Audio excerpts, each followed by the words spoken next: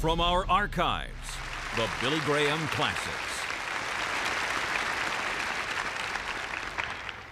Agora eu quero que você abra comigo em Mateus, no capítulo 26, começando no versículo 36. Então Jesus vai a um lugar chamado Getsêmani e disse aos discípulos: sentai-vos aqui, enquanto eu vou ali orar. E ele levou consigo Pedro e os dois filhos de Zebedeu e começou a ficar triste, muito triste. Então disse-lhe: a minha alma está profundamente triste até a morte. Ficai aqui, orai e vigiai comigo. E ele foi a um lugar mais distante e caiu sobre o seu próprio rosto e orou dizendo: ó meu Pai, se possível, passe de mim este cálice, não como eu quero, mas como tu queres, que seja feita a tua vontade.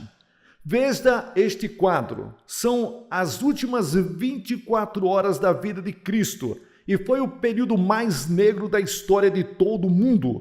E aqui encontramos um incidente nas últimas horas da vida de Cristo, que quero que pensemos essa noite e vejamos que aplicação prática temos em nossas próprias vidas e no mundo em que vivemos.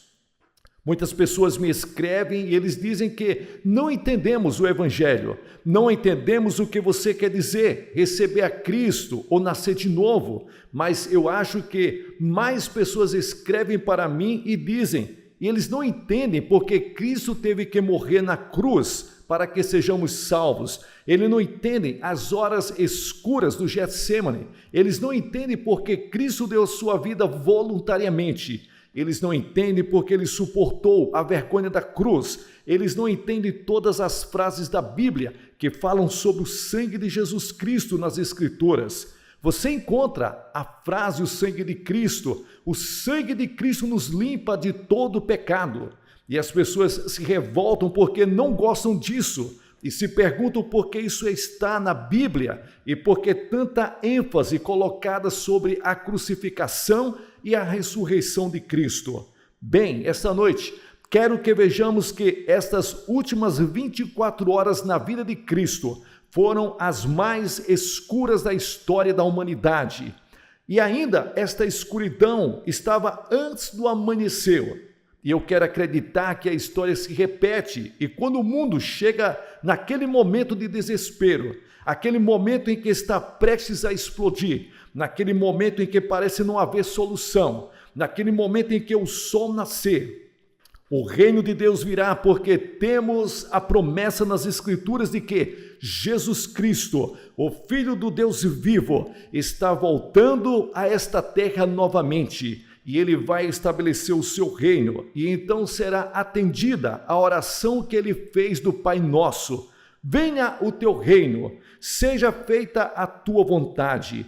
Mas antes do julgamento, antes da coroa, antes o reino, antes da vitória, tem que vir o sofrimento, tem que vir a cruz. E antes que você possa compartilhar da vitória de Cristo, antes que você possa ter uma nova vida aqui e agora, antes que você possa ir para o céu, antes que você possa reivindicar a promessa de que algum dia reinaremos com Cristo, você também deve vir para a cruz. Você também deve suportar a humildade do arrependimento do pecado.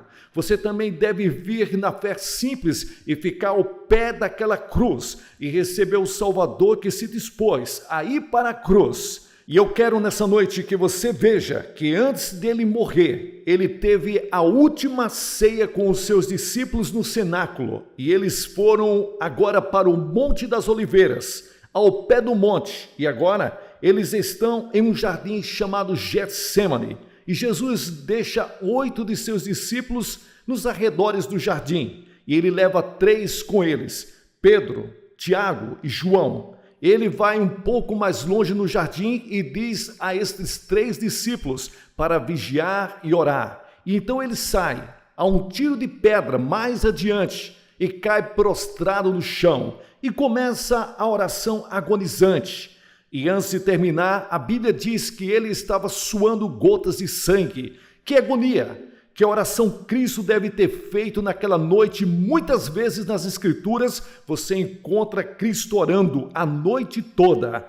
E se Cristo teve que orar a noite toda, imagine nós, agora em 1958, com os nossos problemas raciais, com os nossos problemas do comunismo, com os nossos problemas da criminalidade que se agrava a cada dia que passa, com todos os problemas sociais que enfrentamos no mundo e os problemas pessoais e os problemas dos pecados, nós, os americanos, não estamos orando, não estamos invocando a Deus, não estamos dando a nossa boca para o serviço de interceder, estamos com o coração longe de Deus, porque quando o nosso presidente dos Estados Unidos fez uma proclamação para um dia de oração, outro dia, você não leu muito sobre isso.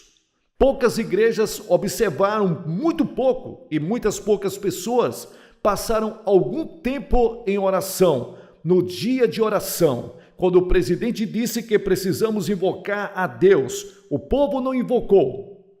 Não poderíamos nos chamar de uma nação cristã esta noite. Existem os cristãos que vivem na América e as influências cristãs foram sentidas nesse país, mas hoje somos pagãos. País pagão, estamos longe de Deus, temos muita religião, lindas igrejas, mas nossos corações estão longe de Deus. Não estamos gastando tempo em oração. A hora mais negra da história destas últimas 24 horas da vida de Cristo. Estamos vivendo hoje, vivendo à beira do próprio inferno, vivendo à beira da aniquilação e não estamos orando, não estamos invocando a Deus e Jesus orou e agonizou até suores e gotas de sangue saírem de sua transpiração naquela noite. Jesus orou uma misteriosa oração, uma oração incomum, uma oração estranha, e ele disse: Deus, se for possível, passe de mim este cálice, todavia, não seja feita a minha vontade, mas seja feita a sua. E o que ele quis dizer com essa oração? Porque quando você oferece um cálice de remédio a uma criança, ela o recebe.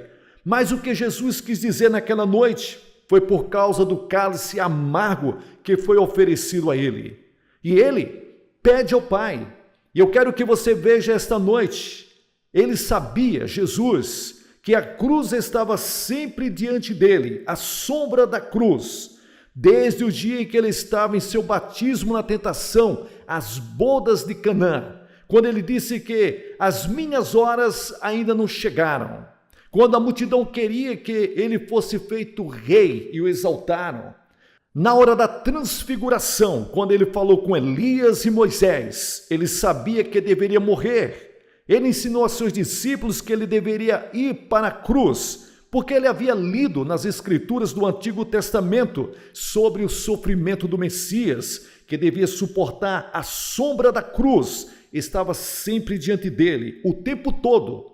Ele sabia que tinha que ir para a cruz e pagar pelos nossos pecados, para que fôssemos salvos. Mas aqui era a hora final. A taça do sofrimento era amarga para entendermos a química, a fórmula da mistura do copo naquela noite. Eu quero que olhemos profundamente. Por um momento, quero que vejamos e analisemos e quero que vejamos o quanto Cristo suportou para que fôssemos perdoados de nossos pecados, para que pudéssemos ir para o céu, para que pudéssemos ter a esperança da solução dos nossos problemas. Primeiro, o primeiro elemento. Naquele copo havia a dor física dos homens que morrem mortes terríveis, homens que morreram queimados em fogueiras, homens que morreram e sofreram dores físicas, mas a morte na cruz foi algo ainda pior do que tudo isso. A morte na cruz é considerada a pior tortura possível que um homem pode suportar. Porque primeiro despojavam o homem da cintura para cima e depois as mãos eram colocadas juntas e eles eram ali completamente golpeados por chicotes de couros com pelotas em suas pontas e estava ali aços, chumbo, pedras embutidas naquelas tiras de couro e eles batiam nas costas deles até que suas costas ficassem tiras. E muitas vezes o chicote daqueles, quando batiam no rosto, arrancavam seus olhos pela órbita, ou pegavam em seus dentes, e muitas vezes a morte seguia apenas para a flagelação. Flagelações que foram dadas por grandes homens musculosos. Jesus suportou esse tipo de açoitamento para você e para mim. Então, eles levavam uma coroa de espinhos e colocaram ali, afiados, em sua testa, e o seu rosto sangrou, enquanto eles arrancavam a barba do seu rosto. Então eles cuspiram na cara de Jesus, até ficar coberto da cabeça aos pés com a saliva daquele povo que odiava. Ódio, preconceito, intolerância. Ali estava tudo aquilo ali expresso pelo coração humano contra Cristo. Cristo não foi morto por Roma ou por Israel. A Bíblia nos diz que Cristo foi crucificado por você e por mim. Meus pecados e seus pecados, Cristo foi crucificado. Nós participamos de tudo isso, todo o ódio da humanidade. Nós vimos nesses últimos dias terroristas pegar bananas de dinamite e jogar contra pessoas, explodindo sinagogas, só para expressar seu ódio. Que Deus tenha misericórdia deles. O coração humano se expressa naquela cruz, enquanto espancavam, enquanto cuspiam, enquanto colocavam uma coroa de espinhos sobre ele, e lhes dão uma cruz de cerca de 80 quilos para ele carregar. E ele tropeça ao longo da estrada com aquela cruz, até que Simão o Cirineu teve que entrar, ajudá-lo a carregar a cruz. E tenho a certeza hoje que ele está lá no céu, está emocionado, orgulhoso pelo fato de ter ajudado a Jesus Cristo a carregar a cruz. Você ajudou Jesus Cristo a carregar a cruz? Você foi um dos que colocaram os pregos nas mãos dele? Mas você diz, Billy, eu nunca colocaria um prego nas mãos de Jesus. Eu nunca pegaria e açoitaria a Cristo. Você não fez isso diretamente. Mas o seu pecado, o pecado que você cometeu hoje, ajudou Cristo a ser crucificado.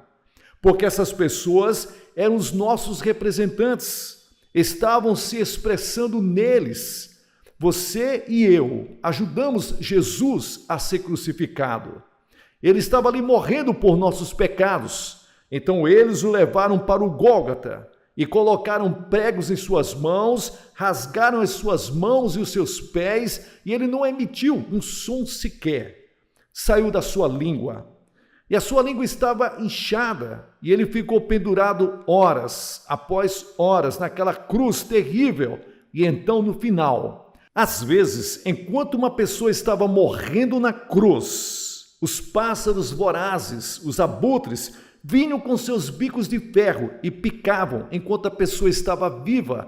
Aquilo era a cruz. E naquela noite, antes de morrer, Jesus estava de joelhos diante de Deus e dizendo: Deus, se possível, salva Billy Graham. Se possível, salva Jim Jones. Se possível, salve homens e mulheres. Veja se existe outro caminho, sem que eu tenha que suportar aquela dor. Ó Deus! Mas não havia outro meio. Havia o sofrimento que era a solidão que ele sofreu, porque Jesus foi para a cruz sozinho. Ninguém mais poderia ir com ele. Ele era o Filho de Deus. Ele era o único no universo que poderia levar todos os nossos pecados, porque ele era o Cordeiro Pascual, sendo morto desde a fundação do mundo por nós.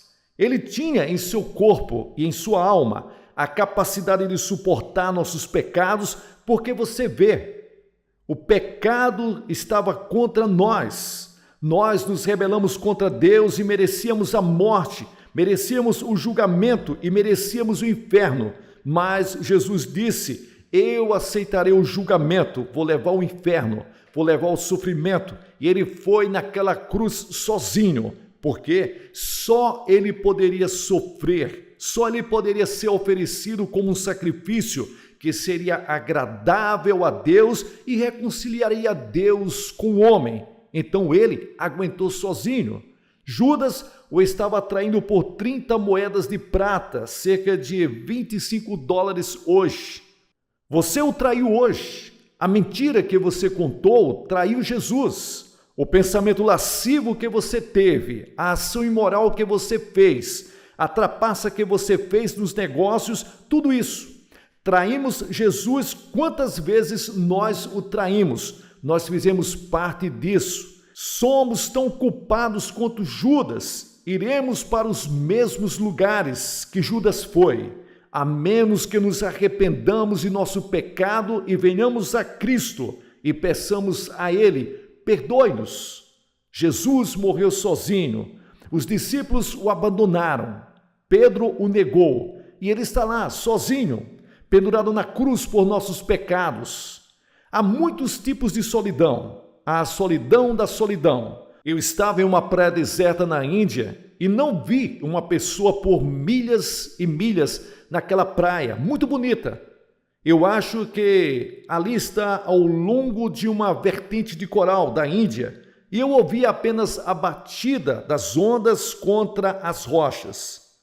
O almirante Barnes escreveu o livro Sozinho, em que ele falou ali como passou 45 dias sozinho lá no Polo Sul, na escuridão, em uma embarcação, na solidão, sem saber se a qualquer momento poderia ser puxado para baixo por um tubarão ou um avião japonês jogaria uma bomba sobre ele. Existe aquele tipo de solidão que conhecemos, mas existem outros tipos de solidão. Existe a solidão da sociedade. As pobres criaturas que estão morando em um cortiço em Nova York essa noite, assistindo essa transmissão. Você nunca recebe uma carta, você nunca ouve uma palavra de encorajamento, você nunca sente um aperto de mão de um amigo. A sociedade rica, cujo líder vive no dinheiro, compra tudo, menos a felicidade, a alegria. A garota que veio do campo está em Nova York, em Los Angeles, essa noite, que está em busca de fama, fortuna na cidade grande e que esteve desiludida, desapontada e agora ela está sozinha. Solidão, a solidão no meio da multidão. Alguns de vocês morando sozinhos no meio da cidade grande estão essa noite com um vazio no coração. Eu quero lhes dizer algo esta noite: dê a sua vida para Jesus Cristo. E Ele pode se tornar seu amigo mais próximo do que o irmão. Ele pode estar com você em sua solidão. E então, há a solidão do sofrimento, que alguns de vocês que estão me assistindo no leito do hospital, em toda a parte da América, e você está sozinho, deitado aí. Você está aí com alguns amigos, talvez em uma cama de água, e no seu quarto está cheio de sofrimento. Uma senhora deu sua vida para Cristo há algum tempo e ela disse que eu tenho sido uma pessoa aleijada por 5 anos e estou sofrendo muito sofrimento, terrível. E ela disse, passei muitos dias sozinha, mas nunca um dia solitário de minha vida, porque Cristo entrou no meu coração. Você nunca mais terá outro dia solitário se você aceitar Jesus Cristo. Jesus também sofreu. Ele sabe o que significa o sofrimento. Ele entende. Ele sofreu o sofrimento de estar sozinho.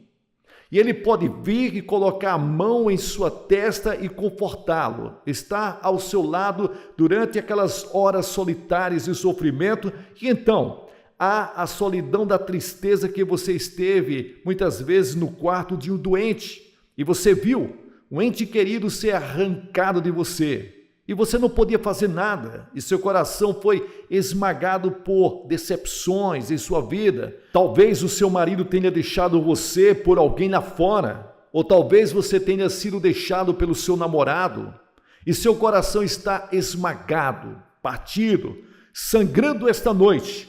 Jesus também sofreu. Ele teve um amigo chamado Lázaro que morreu, e ele chorou quando Lázaro, seu amigo, morreu, e ele sabe o que você está sentindo aí e agora. E ele pode limpar todas as lágrimas dos seus olhos e trazer alegria e paz em seu coração e tirar essa solidão.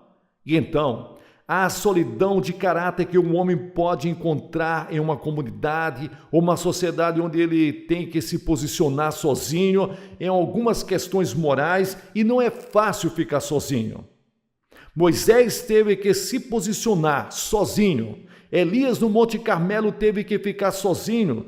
Todo o país estava contra Elias e ele foi o único homem que representou Deus. E você sabe que nós que conhecemos o Senhor Jesus Cristo como nosso Salvador, estamos em uma pequena minoria no mundo e estaremos cada vez mais sozinhos. Em alguns de nós, algum dia, terá que pagar com o seu próprio sangue e sua vida por causa da sua fé em Jesus Cristo. E você está sozinho em seu escritório. Você é o único como cristão. Você é o único que está tentando viver para Cristo no campus da escola. Você é o único em sua classe. Você é o único em sua comunidade tentando viver para Deus. E às vezes você fica desanimado e se sente sozinho. Lembraremos que quase todo mundo que Deus usou conhecia aquelas horas de solidão. E depois vem a solidão de caráter, a solidão do pecado. E tudo isto, a Bíblia diz que quando Judas traiu Jesus naquela última noite e saiu da ceia, da reunião dos discípulos, e saiu porque era noite. Lembra-te quando estavas jovem e a sua consciência era sensível? E se você mentiu, a sua consciência falou com você, mas agora tornou-se endurecida e embotada. E você conhece o remorso de muitos anos de pecado que existem. Muitos de vocês, sentados em um bar agora, desejam uma vida diferente, desejam não estar acorrentados pelos maus hábitos do pecado. Hoje à noite, e você gostaria de ser livre do pecado, mas você não pode tentar, é impossível. A solidão que o pecado causa, e você fica mais velho, mais solitário, e você vai ficando cada vez mais longe de Deus. Nada além de solidão, remorso. Você vai em frente e continua por um tempo. E a Bíblia diz que esse prazer no pecado por um tempo. Você pode se safar por um tempo. Mas quero lhes dizer uma coisa que um homem disse um dia desses. Não tenho medo de ir para o inferno. Ele disse que vai ter muita gente lá embaixo. Mas escute o que a Bíblia diz. A Bíblia diz que o inferno é um lugar solitário, mas não há ninguém lá. Você nem verá o diabo. Muitas pessoas têm uma ideia de que o diabo está ali, parado em uma fornalha, dando ordens, sentado em um grande escritório, comandando o inferno. Isso é uma imagem geral que as pessoas têm, mas o inferno é a separação de Deus, é escuridão, noite e escuridão e solidão. E você vai ficar sozinho. Não verá seu marido, não verá a sua mulher, não verá o seu amigo, ficará sozinho. A solidão do pecado. O pecado paga o seu salário e esmaga sua personalidade, esmaga sua vida, esmaga sua alma e acaba no inferno. Volte-se para Cristo esta noite. Arrependa-se dos seus pecados vivendo para Cristo.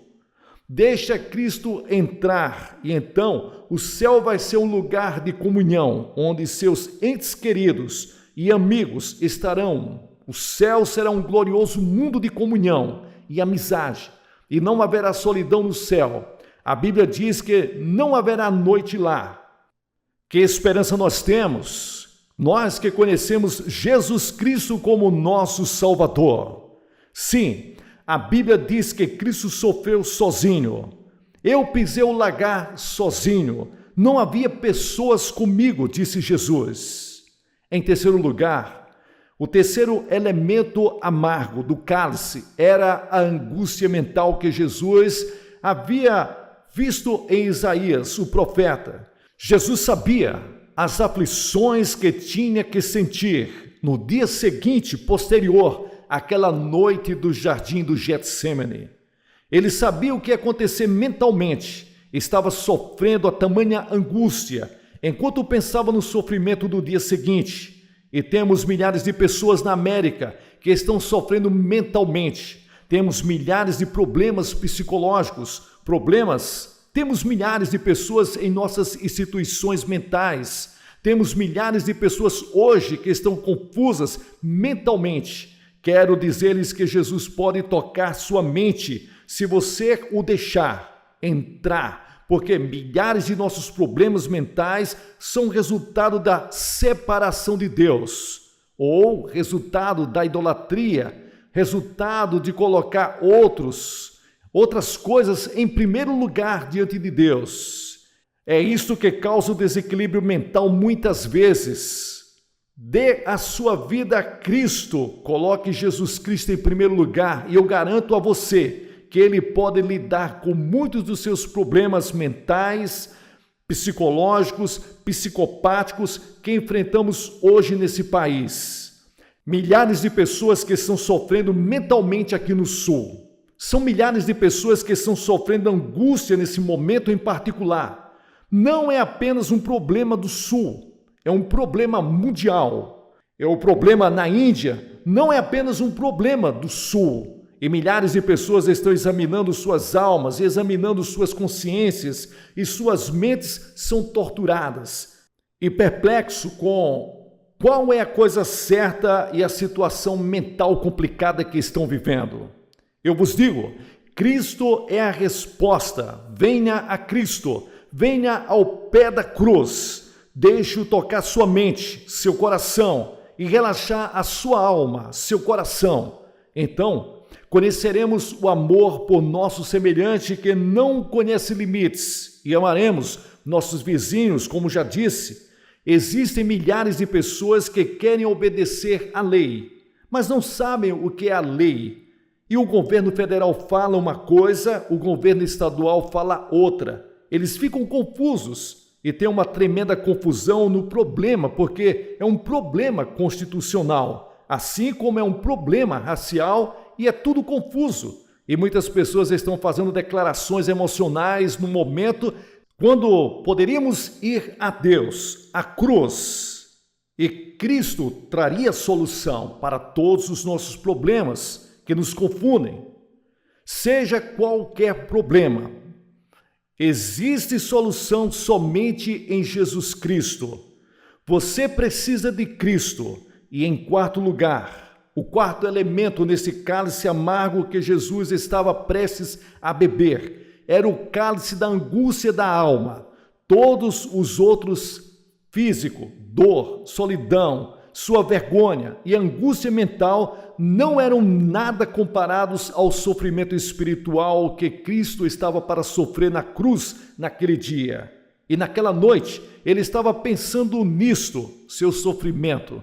Foram resumidos em uma pequena palavra: pecado. Pecado porque isso, no dia seguinte, Jesus ia ser culpado pela primeira vez de assassinato e roubo e adultério e mentira e avareza e idolatria, porque ele estava indo tomar o nosso lugar de pecado. E uma nuvem iria passar entre ele e Deus. Uma nuvem pela primeira vez, e sua alma pura, justa, iria se encher de pecado. Seus pecados iriam ser lançados sobre ele. A Escritura diz que Deus colocou sobre ele a iniquidade de todos nós. A Bíblia diz que ele foi feito pecado por nós que não conheceu pecado. Ele nunca teve pecado conhecido, mas ele foi feito pecado. Como sua alma deve ter estremecido, como sua alma deve ter sido abalada, como Jesus deve ter olhado com aquele poder, como ele se esgueirou e disse: ó Deus, se possível, passe este cálice de mim. Ó Deus, não quero beber este cálice se houver outra maneira de salvar os homens, se houver outra maneira de o mundo ser salvo. Suponha que um homem poderia trabalhar pela sua salvação, mas a Bíblia diz que você não pode trabalhar para a salvação. A Bíblia diz que é pela graça sois salvos mediante a fé. Isso não vem de vós, é um dom de Deus, para que ninguém se glorie. Você poderia trabalhar até os ossos fazendo boas obras, mas isso não salvará a sua alma, Você não pode ser salvo pelas obras, porque suponha que um homem fosse muito rico, tivesse bilhões de dólares, e nessa noite, suponha que você fosse esse homem, e você desse tudo para a caridade, e desse tudo para Deus, você iria para o céu? Não, a menos que você venha para a cruz, porque você vê, se você pudesse abrir o caminho por você mesmo, pudesse trabalhar pela sua própria salvação e planejar o seu caminho para o céu, Jesus nunca morreria na cruz naquele dia. Mas Deus disse para o seu filho: não há outro caminho. Se for possível, passe de mim esse cálice. Se for possível, Deus, deixe esse cálice passar de mim esta noite. Eu não quero ter que beber, a menos que eu precise. Mas não havia outra maneira. E se eu pudesse lhe dizer outra maneira de salvação, o que seria mais fácil? Mas eu estou aqui em Charlotte, Carolina do Norte. Esta é a minha casa, foi aqui que eu nasci, foi aqui que eu fui criado. Tenho orgulho dessa cidade. Eu amo este grande estado da Carolina do Norte, as montanhas, o mar. Tudo aqui é muito bonito para se viver. E eu não serei culpado traindo meus vizinhos, meus amigos. Digo a você esta noite, depois de estudar esse livro por 20 anos, não há outro nome dado entre os homens pelo qual devemos ser salvos, exceto o nome de Jesus Cristo. Não há outro caminho de salvação, exceto ao pé da cruz. E quando eu olho para aquela cruz essa noite, eu vejo 4 coisas. Eu vejo primeiro a terribilidade do pecado. E eu sei que eu sou um pecador quando olho para Cristo, morrendo em meu lugar na cruz, e percebo as coisas que fiz, que foram os meus pecados que o prenderam lá. Devo clamar: ó Deus, eu sou um pecador. Então, a segunda coisa que vejo é o maravilhoso amor de Deus. Mas Deus confirma seu amor para conosco, porque Cristo morreu por nós quando nós éramos pecadores. Porque nós, você, eu, nos rebelamos contra Deus, nós pecamos contra Deus. Você fez coisas que você sabe que não deveria ter feito. Você ajudou até Jesus a ser crucificado. Mas apesar disso, Deus te ama. E na cruz, lá estava escrito com letras gigantescas em neon: Deus amou o mundo que deu seu Filho unigênito para que todo aquele que nele crê não pereça, mas tenha a vida eterna. Existe o amor de Deus, e se você tem qualquer dúvida sobre o amor de Deus, olhe para Jesus ali. Ele morreu por nós. Em terceiro lugar, naquela cruz, encontro minha completa redenção. Cristo inclinou a cabeça e disse que está acabado. Não posso acrescentar nada a isso. Não posso tirar nada de lá, da cruz. E se eu tiver que chegar ao céu, eu terei que ir para a cruz. E se eu quiser que meus pecados sejam perdoados, eu terei que ir para a cruz. E eu quero te perguntar essa noite: você já esteve na cruz? Tem certeza disso? Já se encontrou com Deus na cruz? Você pode ser um membro da melhor igreja dessa cidade, ter uma vida moral. Você pode ser uma pessoa decente. Eu não sei quem você é ou o que você fez. Isso não faz diferença de que raça você é, qual a sua nacionalidade, qual é o estado que você mora, se você é rico ou pobre, qual a educação que você tem ou se você não tem. Mas se você vier para a cruz e você diz: Billy, quão tolo você é dizer que se eu aceitar a Jesus e vir para a cruz, eu estou perdoado. Sim, você está certo. E a Bíblia diz que a pregação da cruz é loucura para os que perecem. Deus disse: você diria que é tolice. Você pode ser um PhD da melhor universidade. Se você nunca se encontrou com Jesus, se você não tem paz com Deus, você terá que vir como uma criancinha, se colocar na cruz. E você não vai entender intelectualmente. Você nunca entenderá nunca entenderá toda a expiação, nunca conseguirá fazer tudo, mas você vem com uma fé simples como de uma criança e entrega sua vida a Cristo. Você pode ser o maior empresário da Carolina do Norte, você pode ser um líder da sociedade, você pode ser um funcionário do sindicato, pode ser um trabalhador, seja quem for. Você tem que passar pela mesma porta para o reino. E Jesus disse que Ele é a porta estreita. A porta apertada é a cruz. E se você não tem certeza disso, que já renunciou ao seu pecado e recebeu a Cristo como Salvador, venha esta noite.